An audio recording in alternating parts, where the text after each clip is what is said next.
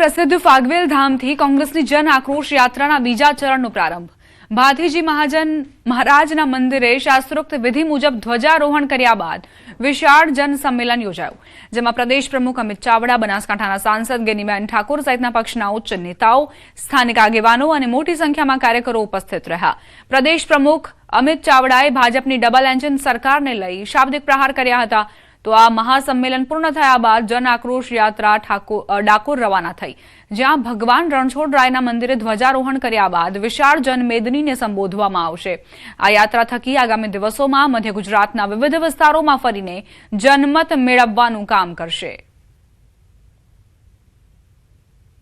ભાજપની સરકાર પાસે બજેટ છે, પણ ખેડૂતોના દેવા માફ કરવાની વાત તો જવા દો।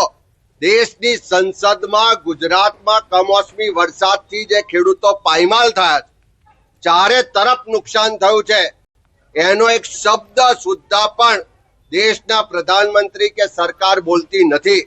હું માનું છું કે આ ગુજરાતના ખેડૂતોની મશ્કરી છે। આ વિસ્તારના જે પુરાણ પ્રશ્નો હોય એ અમારા ધારાસભ્યો વિધાનસભામાં અવાજ ઉઠાવશે અને જે સમસ્યાઓ છે એ લોકોની સમસ્યાઓ સરકાર સુધી પહોંચાડશે। આજે ભાથીજી મહારાજના દર્શન કરીને આ સમગ્ર આ ઝોનમાં જ્યારે આ યાત્રા ફરવાની છે, જન આક્રોશ ખેડૂતોના પ્રશ્નો હોય, યુવાનો, મહિલાઓના દારૂ ડ્રગ્સના પ્રશ્નો હોય, આ અનેક પ્રશ્નો જ્યારે લોકો અમારી સમક્ષ રજૂઆત કરી રહ્યા છે, ત્યારે આ પ્રશ્નો સરકાર સુધી પહોંચીને લોકોને કઈ રીતે મદદરૂપ થઈ શકે એના માટે કરીને આ યાત્રાનું આયોજન કરવામાં આવ્યું। સંજય સોલંકી અપહરણ કેસનો મામલો, ગણેશ જાડેજા અને રાજુ સોલંકી વચ્ચે સમાધાનની ચર્ચા। જૂનાગઢ કોર્ટમાં આજે બંનેની જુબાની હતી, બંને વચ્ચે સમાધાન થયું હોવાની ચર્ચાએ વેગ મળ્યો છે। કેસમાં કથિત સમાધાનના પગલે ગણેશ જાડેજાને રાહત મળી શકે છે, તો આ તરફ રાજુ સોલંકી અને વકીલ દિનેશ પાતરનો ઓડિયો વાયરલ થયો, જેમાં સમાજથી કંટાળી મફતમાં સમાધાન કર્યાનું રટણ, તો 2-4 અસામાજિક તત્વોએ ખોટા કેસ કર્યાનો પણ ઉલ્લેખ કર્યો।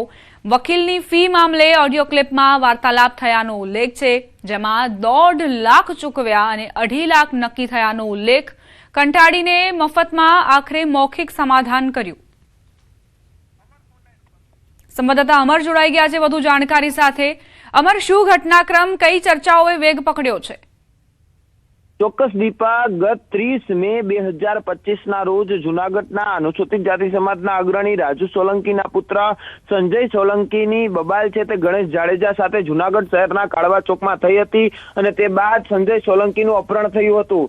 જે બાદ ગણેશ ગોંડલ એટલે કે ગણેશ જાડેજા અને તેના સાથેના જે શખ્સો હતા તેની સામે જૂનાગઢ એ ડિવિઝન પોલીસ સ્ટેશનમાં ફરિયાદ નોંધાઈ હતી। આ કેસ ચાલી રહ્યો હતો। બાદમાં રાજુ સોલંકી તેના પુત્ર સામે ગુસ્સીટોકની ફરિયાદ થઈ હતી। આ આખા પ્રકરણ બાદ આજે કોર્ટની અંદર મુદત હતી, જ્યારે બંને પક્ષ સાથે જોવા મળ્યા, બંને પક્ષ એક સાથે વાતચીત કરતા હતા, હાથ મિલાવતા હતા અને મૌખિક એવી પણ ચર્ચા થઈ છે કે બંને પક્ષ વચ્ચે સમાધાન થઈ ગયું છે। થોડા સમય પહેલા હાઈકોર્ટમાં પણ સમાધાન માટેની અરજી મૂકવામાં આવી હતી, પરંતુ તે પેન્ડિંગ છે। પરંતુ આજે જૂનાગઢની કોર્ટમાં આ સમાધાન જેવા દ્રશ્યો જોવા મળ્યા છે। બીજી તરફ રાજુ સોલંકીનો એક ઓડિયો વાયરલ થયો છે કે જેમના જે આ કેસની અંદર વકીલ હતા દિનેશ પાતર, તેની સાથેની વાતચીત છે ને તે કહી રહ્યા છે રાજુ સોલંકી કે હું હવે સમાધાન કરી લઉં છું, મારા ઉપર ખોટા કેસ થાય છે, સમાજ મારો સાથ નથી દેતો, એટલે કે સમાજ ખોટા કેસ કરાવે છે તેવું એક ઓડિયો ક્લિપમાં સામે આવ્યું છે અને હાલ મૌખિક સમાધાન થયું હોવાનું રાજુ સોલંકી છે તે વકીલને કહી રહ્યા છે। જી, આભાર અમાર જાણકારી આપવા માટે।